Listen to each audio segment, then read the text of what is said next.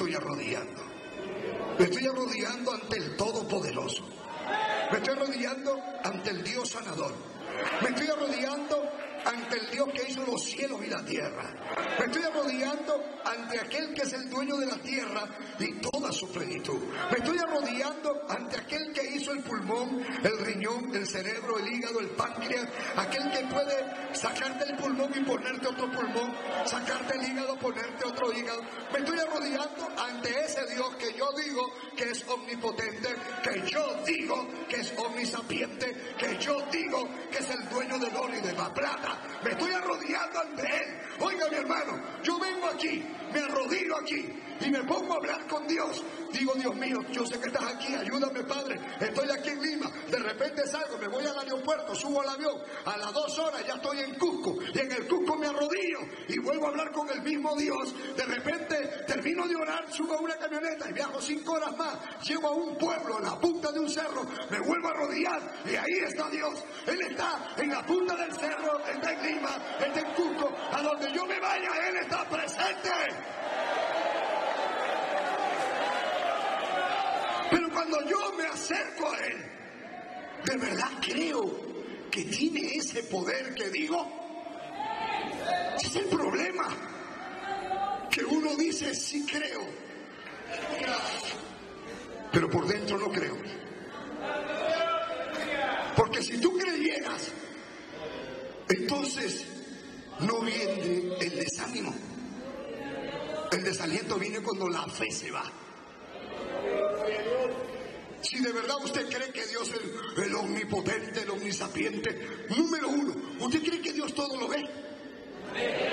Entonces, ¿por qué hace cochinadas a escondidas? Porque, hermano, si usted cree que Dios todo lo ve, porque esta es la verdad, hay 2 cosas que suceden en la vida de una persona cuando se da cuenta que Dios es omnipresente. ¿Qué es lo que sucede? Número 1, saber que Dios todo lo sabe. Saber que Dios conoce tu secreto más profundo. Saber que Dios ha escuchado tu pensamiento más escondido.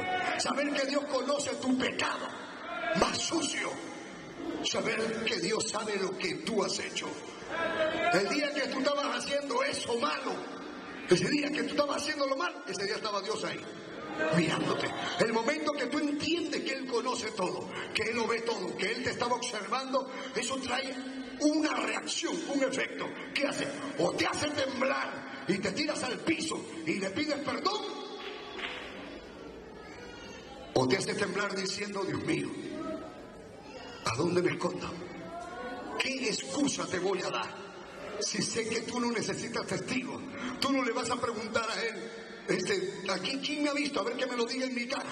No, porque Él te va a decir, yo te vi, yo estuve ahí, yo te escuché, yo mismo soy, te dice Él. Entonces, para el que ha pecado esto lo hace temblar, pero para el que es fiel y está pasando sus pruebas y que sabe que no sabe qué hacer, eso trae una alegría, porque dice, Dios mío, ahora me doy cuenta que tú sabes lo que me está pasando, ahora me doy cuenta que tú conoces cómo yo estoy sufriendo, ahora me doy cuenta que antes que yo viniera al culto, tú ya veías cómo yo me estaba preparando, y yo te hice esta pregunta y te dije que me respondieras, y hoy tú me estás hablando. Señor, gracias por tu palabra, porque hoy tú me estás respondiendo a la necesidad de mi alma.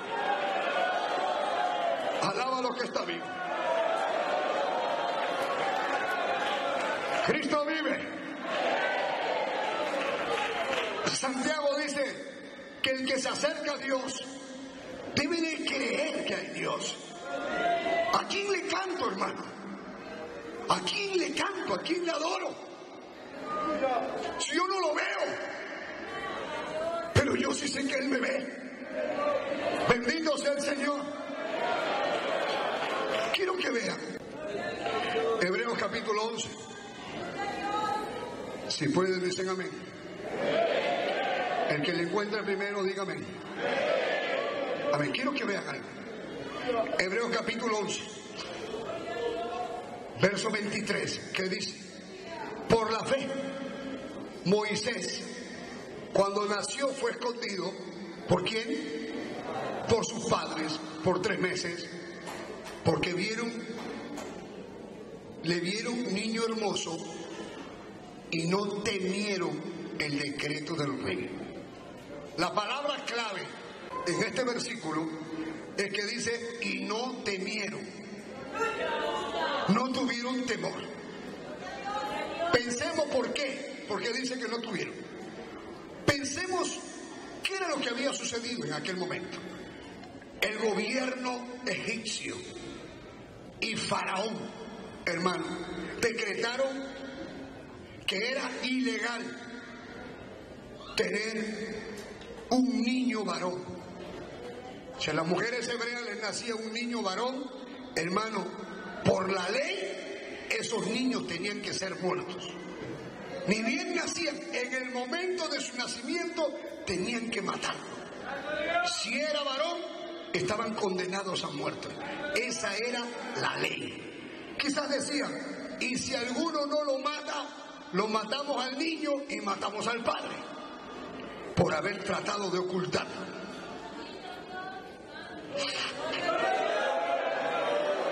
Tenía que haber una sanción. Pero cuando nació, dice que ellos no temieron.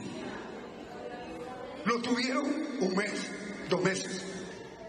¿Sabes cuántas veces escuchaba que gritaban en alguna casa que habían agarrado a un niño que lo habían encontrado vivo? Ellos veían cómo se llevaban arrastrando a la mamá y cómo golpeaban al papá y quién sabe hasta lo mataban. Y cuántas veces ellos miraban en el río y veían a los niños muertos que pasaban en el río flotando. Y ellos se acordaban que tenían a su hijo ahí en casa. Y trataron de ocultarlo, lo trataron de ocultar. ¿Cuántas veces los soldados habrán ido, hermano, de cerca por la puerta cuando el niño lloraba? Y pudieron haber estado ahí cerca, hermano. Y podían haber visto que esos soldados se esforzaban por cumplir aquella ley. Cuánto dolor y cuánto sufrimiento habrá acarreado esta ley. Póngase a pensar cómo estaba el papá de Moisés, cómo estaba la mamá de Moisés, los hermanos de Moisés. Imagínense, nació Moisés y sus padres comprendieron que jamás deberían matarlo, aunque era una ley. Decidieron esconder al niño por fe. Dice, por fe no temieron.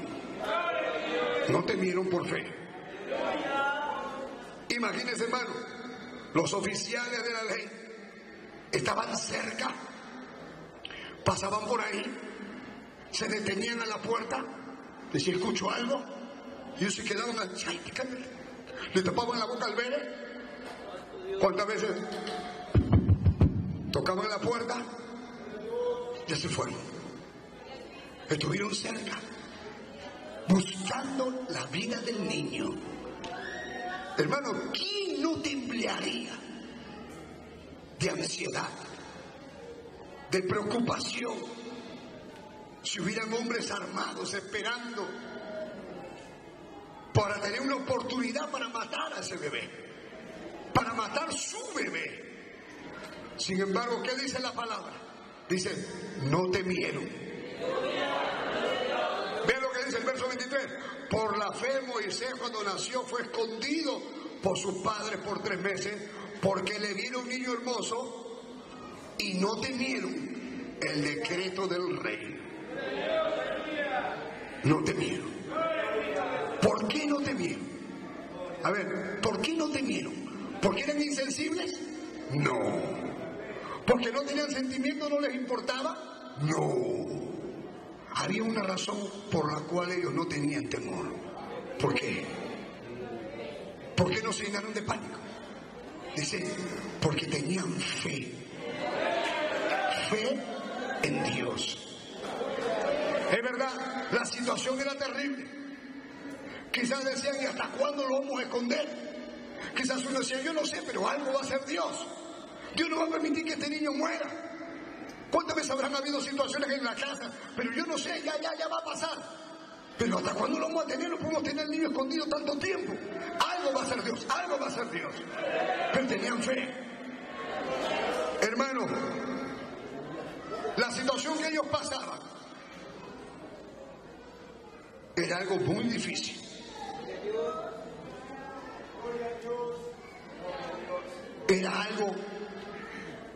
Era un problema, llamamos así, que necesitaba soluciones imposibles. Era imposible que Moisés creciera. Era imposible. Nadie podía darle vida a Moisés. Y entonces la situación era un problema imposible. Gloria a Dios. Aleluya.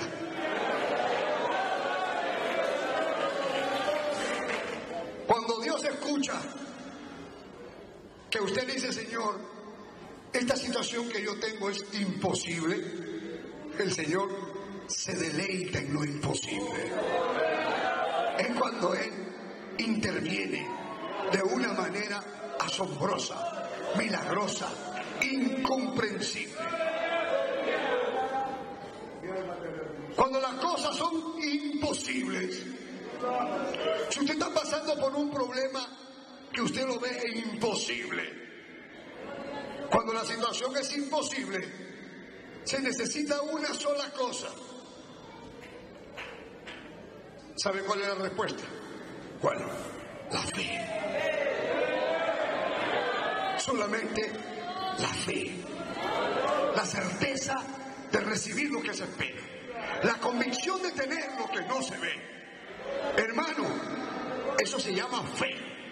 Fe se llama no ver lo que uno quiere recibir. Ni siquiera mirar un pedacito de que viene, sino es